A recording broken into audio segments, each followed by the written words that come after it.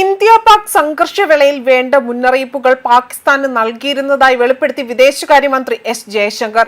സംഘർഷം തുടങ്ങി വെറും 30 മിനിറ്റിനുള്ളിൽ തന്നെ ഇസ്ലാമാബാദിനെ കാര്യങ്ങൾ അറിയിച്ചിരുന്നു. വലിയൊരു സംഘർഷം ഒഴിവാക്കാൻ വേണ്ടിയാണ് അവർക്ക് മുൻകൂട്ടി മുന്നറിയിപ്പ് നൽകിയത്. മാത്രമല്ല, പാകിസ്ഥാന്റെ ഭീകര കേന്ദ്രങ്ങൾ മാത്രമാണ് ലക്ഷ്യം വെച്ചതും.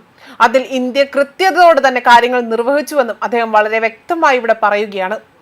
ഓപ്പറേഷൻ സിന്ധൂറും പാകിസ്ഥാനിൽ നിന്ന് ഉയർന്നു വരുന്ന അതിർത്തി കടന്നുള്ള ഭീകരതയും ചർച്ച ചെയ്യുന്നതിനായി എസ് ജയശങ്കറിന്റെ അധ്യക്ഷതയിൽ നടന്ന പരിപാടിക്കിടയിലാണ് ഇക്കാര്യങ്ങൾ അദ്ദേഹം വ്യക്തമാക്കിയിരിക്കുന്നത്. എന്നിരുന്നാലും പാകിസ്ഥാന്റെ തനി നിറം എന്താണ് എന്നുള്ളത് ലോക രാജ്യങ്ങൾക്ക് മുന്നിൽ തുറന്നു കാട്ടുവാനും ഒപ്പം തന്നെ ഇന്ത്യയുടെ ശത്രു രാജ്യങ്ങൾ ആരൊക്കെയാണ് എന്നുള്ളത് ഇതിലൂടെ പ്രധാനമന്ത്രിക്ക് കൃത്യമായി മനസ്സിലാക്കാനും കിട്ടിയ അവസരമായിരുന്നു ഇന്ത്യ പാക് സംഘർഷം.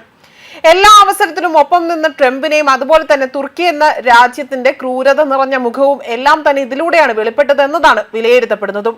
ഓപ്പറേഷൻ സിന്ദൂർ ആരംഭിച്ച അരമണിക്കൂറിനുള്ളിൽ തീവ്രവാദികളുടെ ഒളിത്താവളങ്ങൾ മാത്രമേ ലക്ഷ്യമിട്ടിട്ടുള്ളൂ എന്ന് പാകിസ്ഥാന് വിവരം ലഭിച്ചു. ഇസ്ലാമാബാദ് ആരംഭിച്ച ഇന്ത്യയുടെയും പാകിസ്ഥാന്റെയും director general of military operations നേരിട്ടുള്ള ആശയവിനിമയത്തെ തുടർന്നാണ് ഇരു രാജ്യങ്ങളും തമ്മിലുള്ള വെടിനിർത്തൽ പ്രാബല്യത്തിൽ വന്നത്.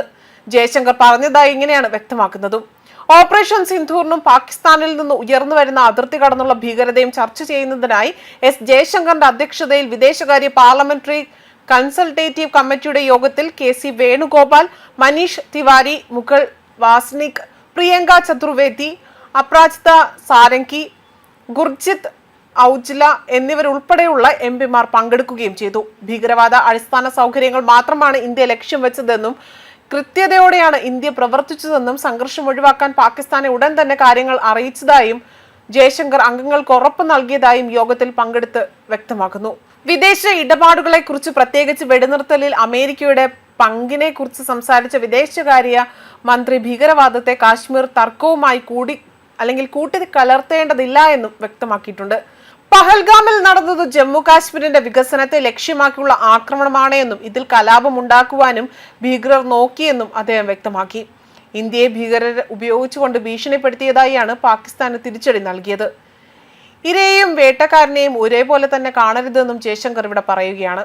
അതേസമയം ഇന്ത്യക്ക് ശക്തമായ പിന്തുണയാണ് ജർമ്മനി നൽകിയത്. വിദേശകാര്യമന്ത്രി എസ് ജയശങ്കറിന്റെ വിദേശ പര്യടനത്തിന്റെ ഭാഗമായി കഴിഞ്ഞ ദിവസം ജർമ്മൻ വിദേശകാര്യമന്ത്രിയുമായി കൂടിക്കാഴ്ച നടത്തിയിരുന്നു.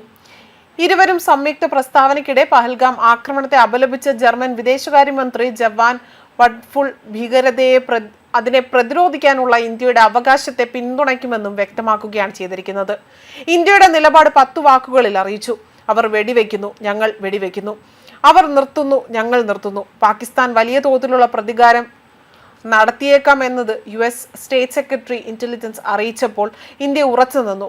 പാകിസ്ഥാൻ വലിയ തോതിലുള്ള പ്രതികാരം നടത്തിയേക്കുമെന്ന് US സ്റ്റേറ്റ് സെക്രട്ടറി ഇന്റലിജൻസ് അറിയിച്ചപ്പോൾ തന്നെ ഇന്ത്യ ഉറച്ചു നിന്നു. പാകിസ്ഥാൻ ആക്രമണം തീവ്രമാക്കിയാൽ അതേ രീതിയിൽ പ്രത്യാക്രമണം അല്ലെങ്കിൽ പ്രതികരിക്കാൻ ഞങ്ങൾ തയ്യാറാണ് എന്നതായിരുന്നു എസ് ജയശങ്കറിന്റെ വാക്കുകൾ.